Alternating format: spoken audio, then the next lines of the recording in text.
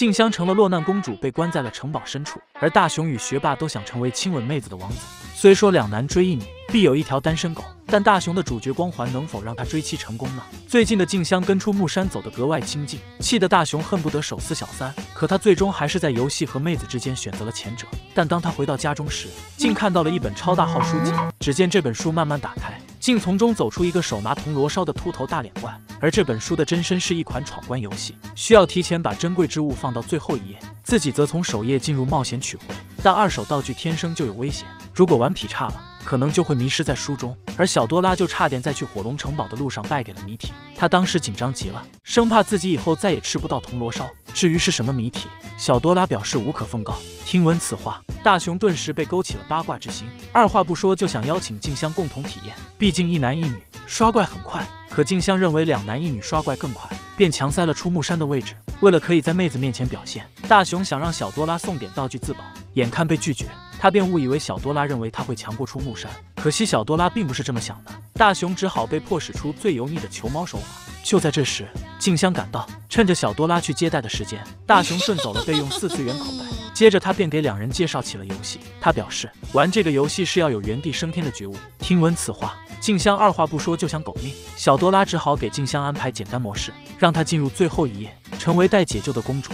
随着小多拉一声令下，大雄与出木山穿过漆黑的隧道，来到了如童话故事般的书中世界，而会飞的海马成为了新手村接待员。这时就显得多学一门外语是多么重要。只见学霸与海马无障碍交流后，两人便被海马带到了第一个任务地点。只听森林深处传来一声狮吼，大雄就吓得差点复阳，表示要离开副本另结新欢。听闻此话，出木山高兴极了，而静香也在城堡深处等待学霸的到来。就在此时，出题人的声音传来，因为小多拉当时夸大的宣传，大雄还以为会是残暴猛兽，没想到竟是个 Q 版的。第一题，早上4条腿，中午2条腿，晚上3条腿。大雄本想刷脸求助场外观众，可 NPC 一个眼神，大雄就变成了怂货。他消耗了自己为数不多的脑细胞，差点当场短路原地升天。可学霸已经猜出了答案是人，因为从早到晚的3个时间对应的是人的一生。萌娃时期是用2手2脚爬行，长大后变成了2条腿走路，到了晚年加上拐杖就成了3条腿。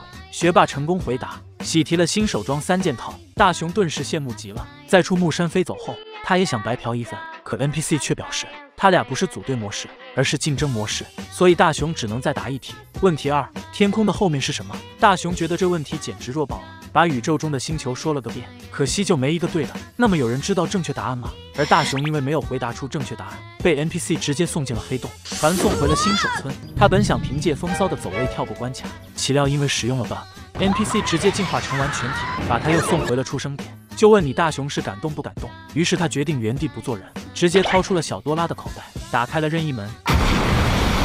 与此同时，出木山也斩杀了恶人，成功救出了静香。只可惜大雄因为连续利用 bug，被游戏惩罚成了纸片人。